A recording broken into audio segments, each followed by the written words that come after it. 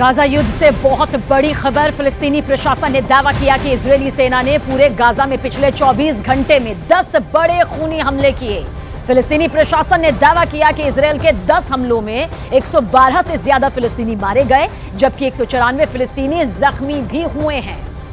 और देखिए, इस बीच हमास ने दावा कर दिया कि वो इजरायली सेना से 1 साल तक जंग करेगा, जबकि पीएम नेतन्याहू ने साफ कह दिया कि इजरायल गाजा पर स्थायी कब्जा नहीं करेगा, लेकिन स्थायी तौर से पूरे गाजा से हमास का सफाया जरूर कर देगा।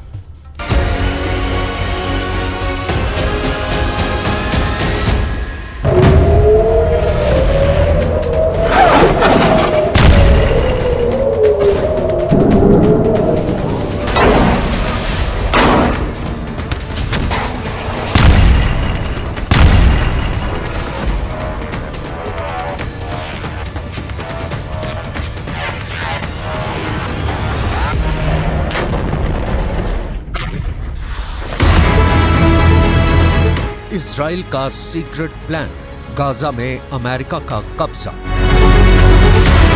3 महीने से ज्यादा की जंग में भले ही उत्तरी गाजा में हमास का सफाया इजरायली सेना ने कर दिया हो, लेकिन दक्षिणी गाजा, मध्य गाजा में हमास के लड़ाके इजरायली सेना पर जमकर हमले कर रहे हैं। हम आपको हमास के उन हमलों के बारे में डिटेल से बताएंगे जिन्होंने इजरायली सेना को भारी नुकसान पहुंचाया है। लेकिन अभी इतना जान लीजिए कि पिछले 36 घंटे के अंदर इजरायली सेना ने 20 से ज्यादा हमास के लड़ाके और 147 से ज्यादा फिलिस्तीनियों को हवाई हमले में मार डाला है। इन हमलों के बीच ये भी दावा किया जा रहा है कि इजराइल गाजा में अमेरिका का कब्जा करना चाहता है। 2H हमास की ताकत, 365 दिन तक युद्ध को तैयार। हमास किस दम पर दावा कर रहा है कि वो इजरायली सेना से अगले 1 साल तक जंग के लिए तैयार है। इसको लेकर वॉर एक्सपर्ट्स का साफ कहना है कि हमास को हूथी, हिजबुल्लाह और ईरान ने जबरदस्त सैन्य ताकत और राजनीतिक सहयोग दे रखा है। यहां तक कि मुस्लिम मुल्कों पर यह दबाव डाला जा रहा है कि इजराइल के क्रूर हमलों के खिलाफ सभी इस्लामिक मुल्क हमास का साथ दें।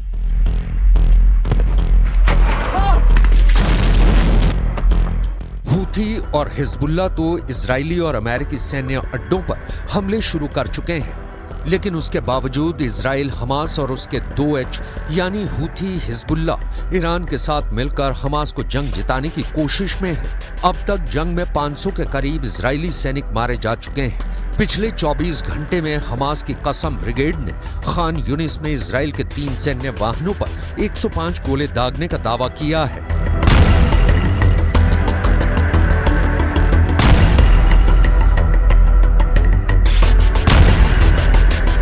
הגדלנו את כמות הלוחמים הנלחמים במזרח ח'אן יונס, ואנחנו פועלים שם בנחישות עם 5 חטיבות חי"ר וכוחות הנדסה רחבים, בדגש ללחימה התת-קרקעית.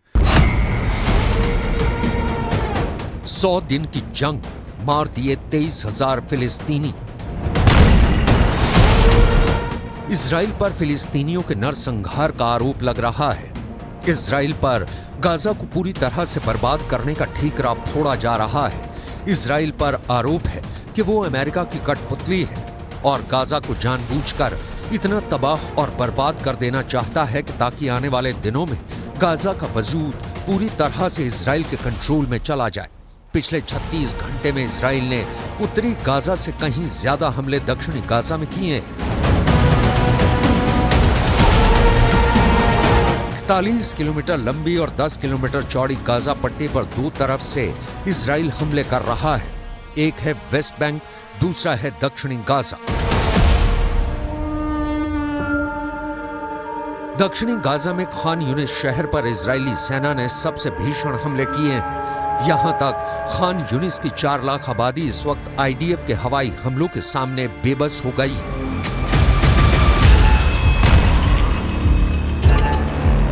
इजराइल का आरोप है कि उत्तरी गाजा से बहुत से हमास लड़ाके खान यूनिस में छिप गए हैं और हमास के लड़ाके इस वक्त फिलिस्तीनियों को मानव ढाल के रूप में इस्तेमाल कर रहे हैं। अब सवाल उठता है कि क्या कुछ हजार हमास के लड़ाकों को मारने के लिए इजराइल खान यूनिस की 4 लाख आबादी पर इसी तरह से भयानक हमले करते रहेगा?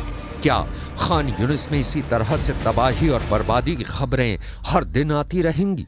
जहां देखिए फिलिस्तीनी प्रशासन और यूएन ने जो आंकड़े जारी किए हैं वो तबाह गाजा की हकीकत बयां करने के लिए काफी हैं।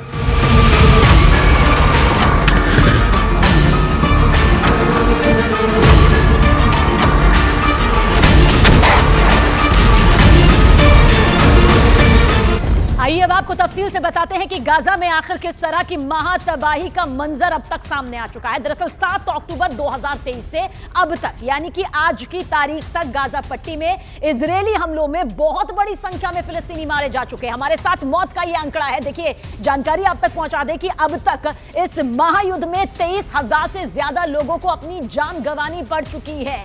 यानी ये वो लोग हैं जिन्होंने अपनी जान इस महायुद्ध में गंवाई है। साथ ही आगे भी आंकड़े को दिखाएंगे क्योंकि 47% फिलिस्तीनी बच्चे हैं इनमें से जिन्होंने अपनी जिंदगी को हमेशा के लिए गंवा दिया। आगे बढ़ते हैं। देखिए, ये दूसरा आंकड़ा है। अगर पूरी गाजा पट्टी में जख्मी फिलिस्तीनियों की संख्या पर बात करें तो ये 60,000 से भी ज्यादा है। यानी कि महायुद्ध में 60,000 से ज्यादा लोग अब तक जख्मी हो चुके हैं। ये जमीनी और हवाई हमले में जख्मी हुए लोगों की तादाद है। अब आपको गाजा पट्टी में तबाह हुई इमारतों का भी हाल जरूर जान लेना चाहिए। तबाह हुई इमारतें 3,59,000 से ज्यादा हैं। ये वो ऊंची ऊंची मजबूत नींव थी जो पूरी तरह से ध्वस्त हो चुकी हैं इस महायुद्ध में। ये आंकड़े सामने आए हैं कि कुल इमारतों में गाजा में तबाह हुए घरों का प्रतिशत 56% तक है। यानी वो घर हैं जो तबाह हो चुके हैं, जबकि उत्तरी गाजा में 82% तक तबाह और बर्बादी का ये पूरा मंजर अब तक इन इमारतों के जरिए, घरों के जरिए सामने आ चुका है। आगे बढ़ते हैं। यहां तक कि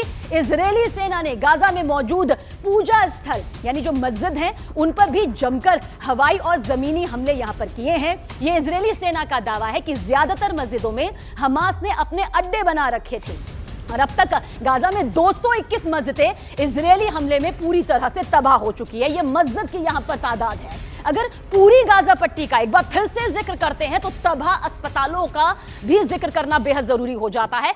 यानी कि 35 से लेकर 30 ये जो है तादाद यहां पर सामने आती है जहां पर ये पूरी तरह से तबाह हो चुके हैं। जो अस्पताल जिंदगी देते थे वो बर्बादी के आलम में आ चुके हैं। गाजा के ये अस्पताल अब जख्मी फिलिस्तीनियों का इलाज करने के लायक तक नहीं बचे हैं। गाजा में मौत के आंकड़े तेजी से इसलिए भी बढ़ रहे हैं क्योंकि घायल फिलिस्तीनियों को इलाज ही नहीं मिल पा रहा।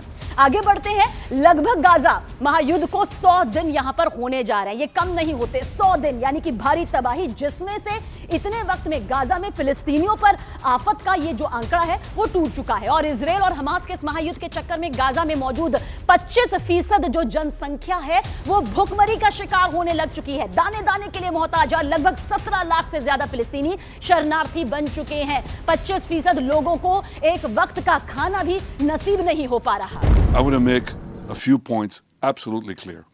Israel has no intention of permanently occupying Gaza or displacing its civilian population. Israel is fighting Hamas terrorists, not the Palestinian population. फिलिस्तीनी अफसरों के मुताबिक इजराइल ने गाजा पट्टी के दीर अल बलाह और खान यूनिस के मध्य और दक्षिणी गवर्नेट को निशाना बनाते हुए अपनी बमबारी तेज कर दी है।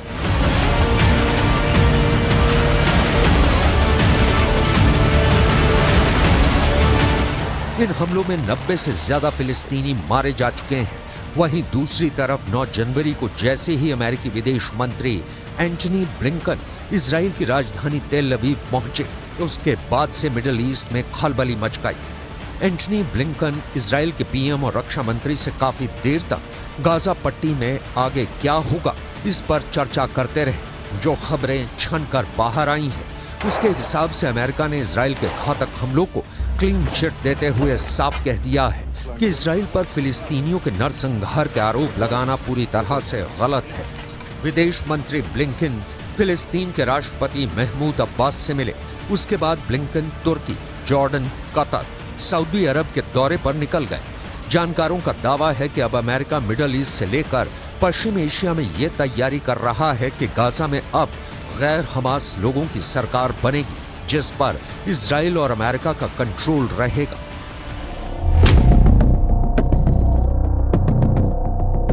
इधर कुछ सैटेलाइट तस्वीरों से यह भी पता चला है कि दक्षिणी गाजा के खान यूनिस शहर के केंद्र से 6 किलोमीटर उत्तर में लगभग 150 इजरायली टैंक, बख्तरबंद सैनिक और लड़ाकू वाहन पहुंच चुके हैं। यहां पर जबरदस्त बमबारी इजरायली सेना कर रही है। दक्षिण गाजा के जबालिया, पूर्व शुजैया और खान यूनिस पर जमीनी और आकाश दोनों तरफ से भीषण हमले हो रहे हैं।